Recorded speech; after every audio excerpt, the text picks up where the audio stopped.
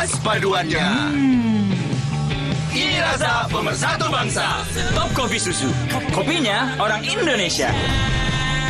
Dari Wings Food.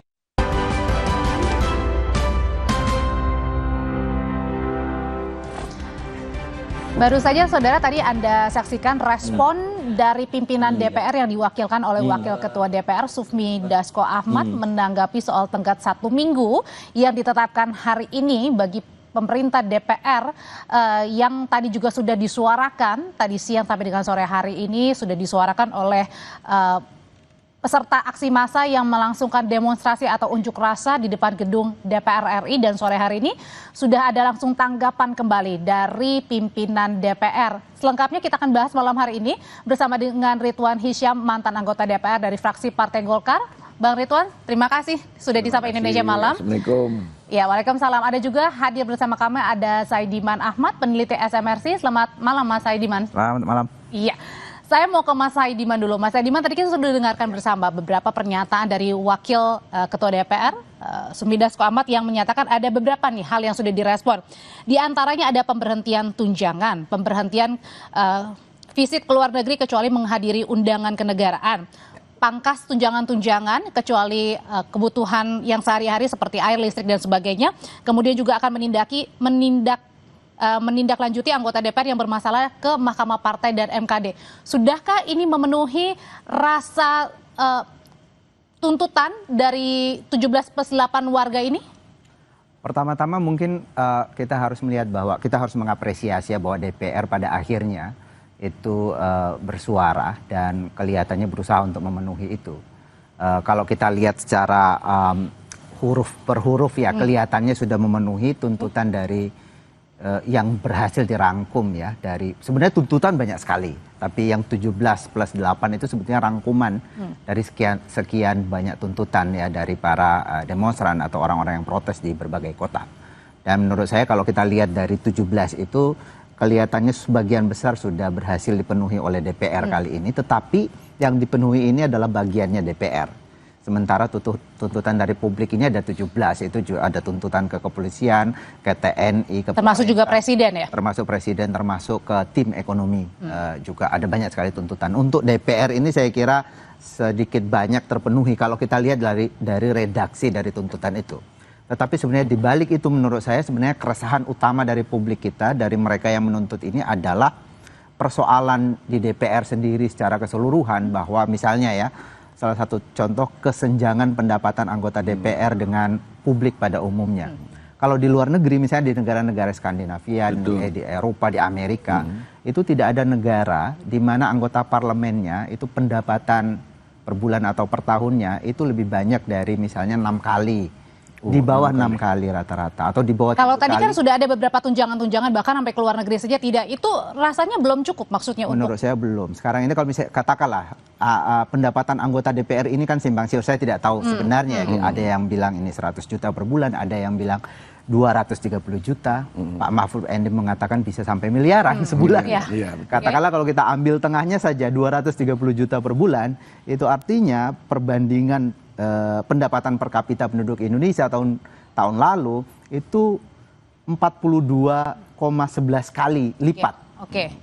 Itu sangat besar. Jadi kalau tadi kita apresiasi sudah mulai ada upaya untuk itu, tapi saya kira masih disparitas antara pendapatan masih tinggi ya? Publik masih sangat tinggi.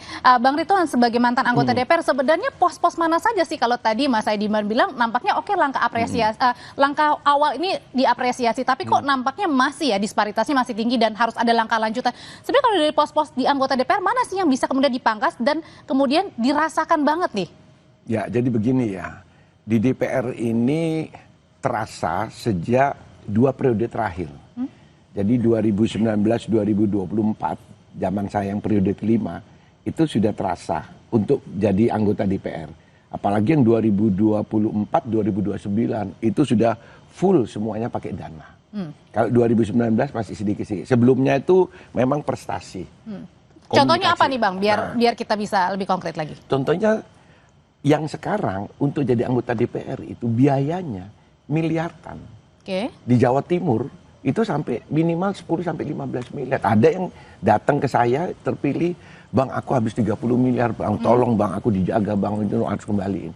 Sampai ada yang ngaku datang ke saya. Nah, seperti itu. Artinya, begitu dia masuk, dia harus kembalikan kan duit itu kan. Apakah itu duitnya pribadi ataukah dipakai duitnya orang. Yang memang nanti begitu dia jadi, harus dia dikembalikan gitu maksudnya? Dikembalikan atau dia jadi alat.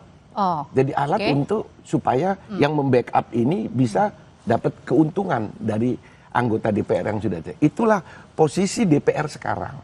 Nah, sehingga saya memang pada waktu kita wawancara yang lalu, yang harus direformasi ini adalah partai politik. Bukan DPR-nya. DPR ini adalah cuman alat. Dia cuman bukan jadi sebab akibat dia. Tapi asalnya itu dari partai politik. Nah, partai politik inilah yang harus mengambil anggota DPR yang betul-betul memenuhi persyaratan untuk menjadi anggota DPR. Karena di DPR itu bukan orang cari kerjaan. Dia adalah pengabdian. Di zaman saya, Orde Baru tahun 97, untuk bisa jadi anggota DPR itu prosesnya panjang. Artinya adalah ketika tadi mengeluarkan yang sangat banyak sekali ketika harus dia kembalikan. Harus dikembalikan dan akhirnya memikirkan untuk kepentingan sendiri. Dan ketika sudah dapat juga akhirnya... Saya buka sekarang ya. Nah, ini tolong mohon maaf ini junior-junior saya. Terutama saya minta Ami Said. Ami Said ini adalah tetangga saya di Madura, di Sumeneb. Itu adalah ketua Panitia Anggaran periode lalu dan periode sekarang. Ami Said harus ikhlas. Harus kembalikanlah fungsi DPR ini. Jangan ikutin anggota-anggota DPR yang mau kembalikan duit itu. Karena kuncinya di Panitia Anggaran. Kalau Panitia Anggaran bisa mengkat semuanya, selesai. Tidak ada tadi yang dibilang ke apa namanya? Disparitas yang tinggi. Satu, oke, tadi sepakat. Pimpinan DPR sudah bilang tunjangan luar negeri sudah dihapus, kecuali untuk kenegaraan. Oke, itu. Yang kedua adalah dalam negeri. Lebih gila. Lebih besar dari tunjangan luar negeri. Apanya nih Bang? Loh, tunjangan operasionalnya. Jadi ya saya bilang ya, setiap anggota DPR, satu orang anggota DPR itu fungsinya satu sebagai anggota komisi. Di komisi itu ada program. Programnya itu ada kunjungan. Programnya ada kunjungan di dalam rangka fungsi pengawasan. Oke, kita percepat aja Bang. Kalau misalnya dalam kunjungan itu berapa Bang? Kalau udah ada porsinya nggak? Sekian? Ada. Sekian juta anggarannya. Juta, SPJ. ratusan, puluhan? Enggak, 1 juta. Tapi beberapa kali. 1 bulan bisa 4 kali. Jadi kalau anggarannya 40 juta, 160 juta. Nah, satu fungsi pertama sebagai anggota komisi. Kedua sebagai anggota badan. Karena di DPR itu kan ada komisi, ada badan. Nah, namanya alat kelengkapan Dewan AKD. Ini juga dia berfungsi, ada anggaran di sini. Nah, sebagai badan, dia harus turun ke bawah juga mengambil anggaran. Terus ada fungsi kalau dia masuk di dalam pansus-pansus, ada anggaran. Artinya setiap anggota DPR 7 hari itu kurang untuk menghabiskan anggaran tadi. Sehingga kapan dia mau bekerja untuk legislatifnya, legislator sebagai membuat undang-undang. Makanya tadi berapa itu? Undang-undang di prolegnas sudah 45, baru 2 apa 3 yang jadi. Karena mereka kejar setoran tadi, ini harus diserap. Dia tidak bisa ngambil gitu saja, harus diserap. Sehingga tidak punya waktu untuk bekerja. Dia cuma kerja sehari, yaitu setiap hari Selasa harus nggak boleh. Dan pada saat turun ke dapil atau ke warga ya, ke daerah begitu, artinya harus diserap, harus dikeluarkan ini harus dana yang dananya. Dan itu bisa dipertanggungjawabkan caranya? Ya, itu teknis ya. Saya tidak masuk sampai teknis itu. Tetapi yang bermasalah juga adalah antara eksekutif sama legislatif berbeda pertanggungjawabannya. Kalau di eksekutif itu aslinya itu adalah berdasarkan data, yaitu namanya apa? At cost. Di DPR lansam, mama 40 juta, tidak perlu dia buat perincian-perincian. Yang penting 40 juta kamu sudah turun, ya sudah selesai. Oh, tidak ada pertanggungjawaban untuk kemana-kemana, untuk apa begitu? Tidak ada.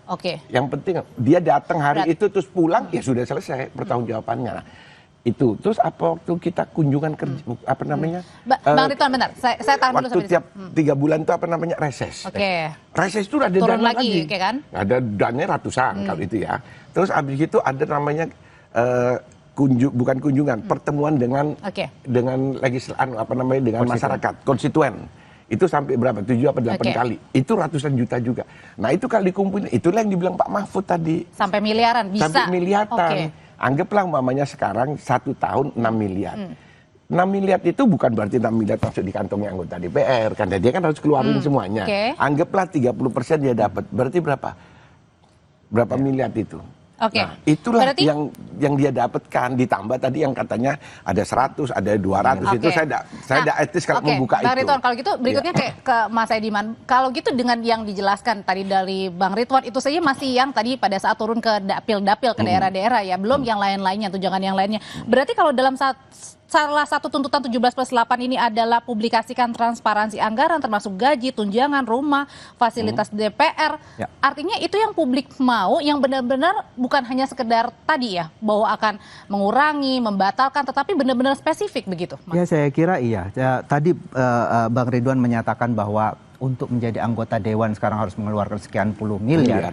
Saya kira itu yang kemudian juga membuat pernyataan Pak Mahfud MD bahwa mereka dapat miliaran dalam sebulan itu menjadi logis karena orang berani mengeluarkan uang begitu banyak. Itu artinya dia berharap atau dia membayangkan bahwa nanti itu pasti terbayar. Ini yang berbeda dengan negara-negara Eropa misalnya atau negara-negara maju di mana pendapatan anggota DPR itu hampir sama dengan pendapatan umumnya publik. Jadi ketika mereka mau masuk anggota DPR, mereka tidak berharap bahwa mereka akan kaya raya dari situ.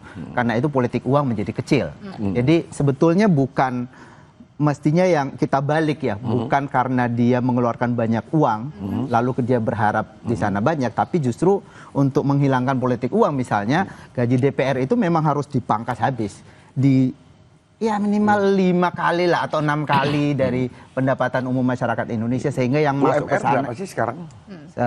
Kalau Jakarta 5-an lah, ya pendapatan per kapita masyarakat Indonesia 5.000-an. 5.000 dolar. 5.000 dolar berarti berapa per bulan? Katakanlah taruh 4-5 juta atau 4-5 juta. Ya, itulah Bang. Nah, kalau umpama sekarang anggap aja 100 juta. Kalau yang resmi itu 50 juta sudah dibuka lah. Di mana-mana kan tidak ada kan yang ini kan. Terus ada tunjangan-tunjangan, anggap 50 lagi 100. 100 kali 50 itu sudah 20 kali lipat itu kan. Nah, maunya itu berapa? Itu yang tertinggi, masih sangat tinggi itu sebenarnya. 20 kali lipat. Kalau kita lihat rata-rata mestinya kan anggota DPR ini adalah representasi publik. Ia harus mendengarkan suara publik. Kalau kemudian menurut penelitian sekarang 60% anggota dewan kita sekarang itu adalah pengusaha. Jadi pengusaha masuk ke situ buat apa gitu loh. Loh, saya dulu pengusaha, saya itu ketua umum itu, ketua real estate, tapi saya tidak cari duit di situ. Iya, maksudnya. Tapi ini budaya itu terbentuk karena memang di DPR itu orang bisa mendapatkan uang banyak gitu ya. Artinya adalah kesempatan untuk ladangnya begitu. Karena dia punya hak yang namanya hak budgeter. Jadi namanya eksekutif itu kalau masukkan proyek dibanding anggaran sana ada hitung-hitungan. Ini tak dok, tapi berapa setorannya? Kayak gitu-gitulah. Nah, makanya saya bilang panitia anggaran harus ditertibkan. Ami Said harus berani menertibkan para anggotanya semuanya. Tidak ada sudah yang di depan 10%, di depan 7% baru didok. Itu harus kita hilangkan. Kalau kita memang betul-betul mau memenuhi tuntutan rakyat, masyarakat. Makanya saya bilang bahwa harus direformasi DPR ini. Pertanyaan berikutnya adalah kalau gitu yang akan dijawab oleh Bapak-Bapak dengan tadi yang sudah disampaikan oleh pimpinan DPR, apakah kembali lagi saya tanyakan, menjawab keresahan publik, keinginan publik, atau belum nih? Usai jeda ya, nanti kita tetap bersama kami di Sapa Indonesia Malam.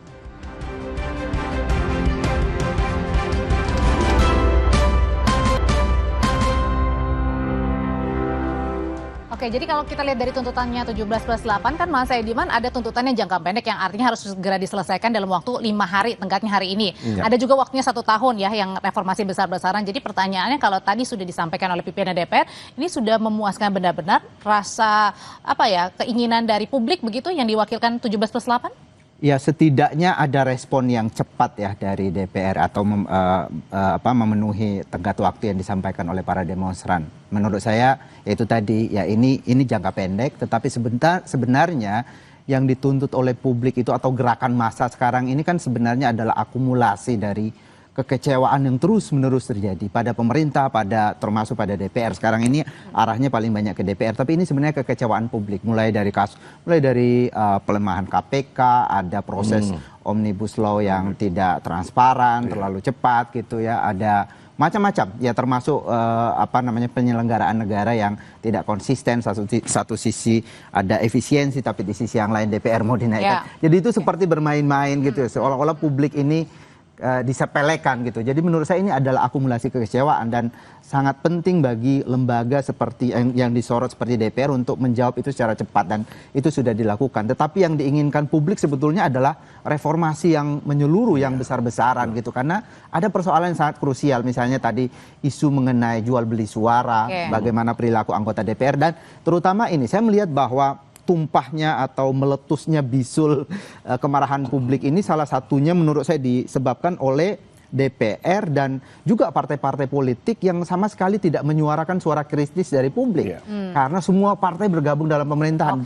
Bayangkan tidak ada satupun partai hari ini yang mencoba mengkritisi pemerintah, yang mencoba bersuara lain atas apa yang dilakukan oleh pemerintah, dan banyak sekali persoalan kan. Dan yang menyikapi situasi saat ini juga hanya beberapa segelintir orang yang susah sekali untuk kita tanyakan kan? Betul. Dari partai politik ya susah sekali seperti Bang Ridwan misalnya. Termasuk dari masyarakat sipil yang besar, Artinya NU, apa nih, Mas? Muhammadiyah. Jadi kanal-kanal untuk mengkritisi pemerintah, untuk muncul sebagai oposan atau penyeimbang pemerintah itu tidak ada. Sehingga ini yang membuat publik ya marah gitu. Kok suara saya yang kritis, kok tidak boleh orang berbeda dengan pemerintah. Tidak ada yang mewakili kami, karena itu kemudian turun. Jadi ada situasi yang sangat berat untuk publik, termasuk untuk demokrasi kita, termasuk ke PDI Perjuangan. PDI Perjuangan kan misalnya sebelumnya dianggap sebagai mungkin akan mewakili publik oposisi, yang oposisi. Tapi kemudian Ibu Mega datang mengatakan bahwa sistem presidensial tidak mengenal oposisi. Itu sangat mengecewakan gitu. Kalau sistem presidensial tidak mengenal oposisi, apa kabar Amerika Serikat? Itu selalu ada oposisi di sana gitu. Jangan-jangan dia ingin mengatakan bahwa demokrasi kita memang tidak ada gitu, sehingga tidak perlu ada oposisi. Itu yang membuat publik khawatir. Meskipun waktu itu kemarin terakhir sebenarnya juga sudah dibilang oleh PDIP sendiri ada partai penyeimbang ya, tapi ini justru dipertanyakan juga berarti. Dipertanyakan, tidak ada suara yang benar-benar kritis ya, seperti di zaman ketika PDIP di dalam kekuasaan ada sejumlah partai yang oposan, kan ada Partai Demokrat, ada PKS ketika itu, juga Gerindra pernah gitu. Tapi sekarang benar-benar tidak ada. Nah kalau begitu Bang Ridwan, pertanyaan terakhirnya adalah ini yang harus disikapi apa? Oke, sudah ada sikapnya, apakah tadi itu, apakah terus-terusan akhirnya warga yang harus bersuara terus nih? Jadi gini, saya ini kan mantan aktivis mahasiswa, cuman 77-78, ya 77-78, umur saya sekarang 67 tahun. Saya itu demonstran di Jawa Timur dari ITS 778 melawan Soeharto, kuat-kuatnya. Bayangin Soeharto 778 kan kuat-kuatnya. Kalau Pak Prabowo ini kan baru 10 bulan, ini sudah periode keduanya. Kita lawan kok waktu itu pemerintah 778. Tapi perubahan itu dilakukan oleh Pak Harto. Nah sehingga suara mahasiswa yang 17 tadi, saya kasih tahu adik-adik mahasiswa, tidak mungkin akan terjadi dalam waktu yang singkat. Karena negara kita adalah negara hukum, ada proses. Jadi itu semua diproses. Yang penting datang pimpinan DPR itu semua taken semua, apa dia tanda tangan akan terjadi dan dikawal proses perubahannya. Karena tidak mungkin tidak dilakukan perubahan. Nah, anggota DPR sudahlah, tidak usah turun-turun ke bawah. Untuk apa turun-turun ke bawah? Cuman main-main aja. Kerja di DPR, di gedung DPR tuh kerja di situ. Karena sekarang anak muda yang mengawasi ya, termasuk di mana-mana ya, di media sosial juga ya. Transparan. Jadi tidak usah turun ke bawah. Untuk apa? Kan sudah dipilih. Termasuk membawa program Indonesia Pintar. Macam-macam tidak usah serahkan kepada eksekutif semuanya itu. Itu KIP itu saya waktu pimpinan Komisi 10 bikin program KIP itu sama Anies Baswedan waktu itu. Yang namanya Jadi artinya adalah sudah direspon, tapi kemudian juga serahkan kepada eksekutif untuk bekerja. Karena eksekutif yang bekerja bukan legislatif. Legislatif itu fungsinya 3. 1 bikin undang-undang. Nah ini kapan nih bikin undang-undangnya? Orang dia jalan terus ke daerah-daerah. Terus yang kedua hak budgeter. Dia bikin anggaran. Anggaran itu kan paling 3 bulan 4 bulan dan 3 bulan lah. Agustus Presiden sampaikan, Oktober harus selesai. Nah ini harus diselesaikan. Terus satu lagi pengawasan. Nah masa diawasin terus, diikutin terus, padahal cuma main-main kan. Nah saya berani ngomong gini, bukan karena saya tidak jadi anggota DPR. Saat periode lalu saya anggota DPR, saya bicara, kan pernah kita ketemu di dalam podcast. Nah itu, jadi saya berbicara ini bukan karena saya bukan anggota DPR. Saya selalu berbicara karena saya melalui proses di DPR itu sejak Orde Baru. Saya mengikuti undang-undang sebelum di amandemen. Makanya saya sampaikan, kembali kalau kita mau selamatin negara ini kepada Undang-Undang 45, reformasi kedua, ditata kembali, kita langsung lakukan pemilu yang segera untuk menyelesaikan ini semuanya. Terima kasih Bang Ridwan, terima kasih Mas Saidiman karena perbincangan ini terus-terusan ya ramai di media sosial. Lalu seperti apa sebenarnya yang dirasakan